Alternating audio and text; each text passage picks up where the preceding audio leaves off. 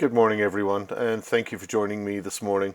The subject for today's presentation is insider threats and how we build an insider threat management program for the organization. For those of you who are joining via video, my name is Richard Stainings, and I'm part of the security organization here, and I've been asked to present to you today. So firstly, what is an insider threat? When we talk about insider threats, we talk about a malicious threat to the organization that comes from people within the organization or the business, such as employees, former employees, contractors, or business associates who have inside information concerning the organization's security practices, data, and technology and computer systems. Someone who intentionally or unwittingly could or does place the organization at risk through their actions by theft or destruction of data, by sabotage of systems or public release of intellectual property or trade secrets, or by illegal activity, thereby placing the company at financial risk and risk of regulatory interference. So let's talk first about a case study. The city of San Francisco and the Terry Childs case. Many of you will have read in the media about Terry Childs, who was a network administrator at the city of San Francisco, who was somewhat disgruntled with his job and felt that his job was in jeopardy. He installed a backdoor access to the city of San Francisco's fiber WAN network, which he was responsible for building pretty much from the ground up and maintaining. And he used that back door that he established to remove all others' access to the system.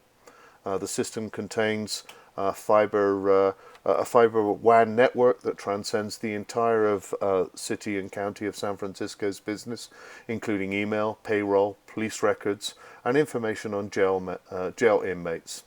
The system was virtually an all-access pass to City Hall.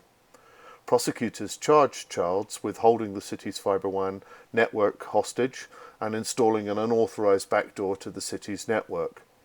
Childs' employer, the department that was responsible for managing the fiber WAN network, was irate and called for his dismissal and arrest when Childs refused to hand over network admin credentials.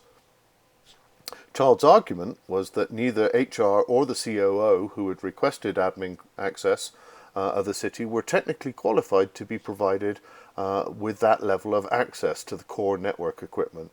He stated that per the law, the admin credentials were not to be given to anyone who was not technically qualified to have them. If Childs had given the keys to HR or the COO and they went and poked around causing downtime, the law stated that it would be Childs on the hook for jail time for giving the keys to an unqualified, non-technical resource and not his manager or HR. The city of San Francisco could and should have asked Childs to hand over the admin credentials to another qualified employee with equal or superior technical credentials. They didn't, however. Animosity between Childs and his employer and arrogance on both sides led to poor decisions and resulted in an impasse. So what are the root causes of this particular case study? Well, we have a combination of poor technology controls, lack of access controls, poor administrative policy controls, lack of security governance, no segregation of duties, poor management oversight, poor management training, and ineffective incident response. So what could the city have done better to secure its assets? Firstly, it should have implemented dual responsibility for administration of the core network, such that one person was not the sole custodian of the keys to the kingdom, nor could they lock other administrators out. Secondly, the city should have developed, documented, and then followed proper protocol. Childs was correct in not handing over passwords when the person requesting them did not follow proper protocols. Thirdly, the company decided to pursue a highly confrontational path in attempting to reassign Childs by requesting him to a meeting with HR, at the COO, and the police rather than his direct supervisor. So what lessons can be learned from such a fiasco? Well, what is needed? Preventative controls, monitoring of insider threats, and to build an insider threat management program. The city had none. management training and processes for effective conflict resolution, by investing in the development of staff to manage through conflicts, investing in development of staff to build teamwork and collaboration, and investing in training for technology skills to create qualified individuals as required by policy and law, and to provide segregation of duties so that no one person should have control of everything. An insider threat management program should establish goals and outcomes that will be accomplished. It should provide visibility into the environment, into who is doing what with data and systems.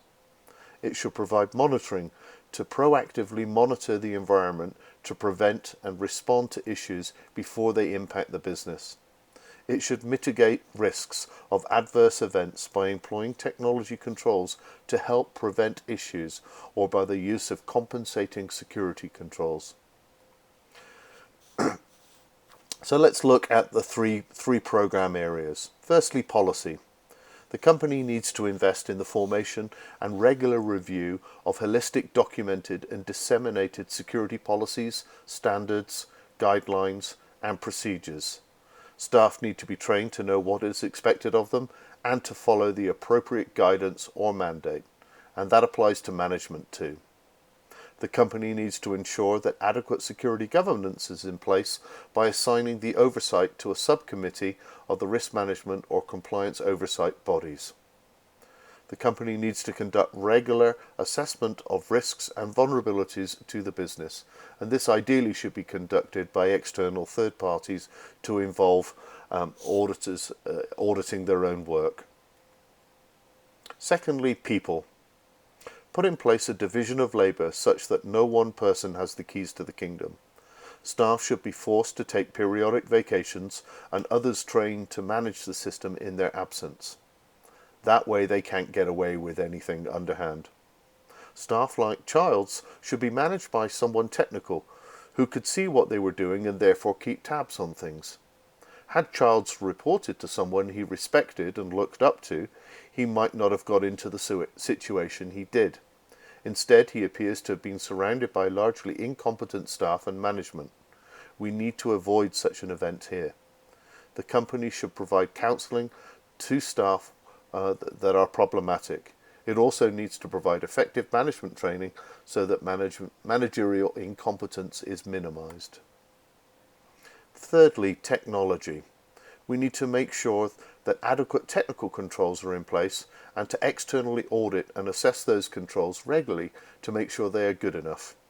We need improved access controls for administrative accounts using check-in, check-out technology to govern and monitor privileged access management.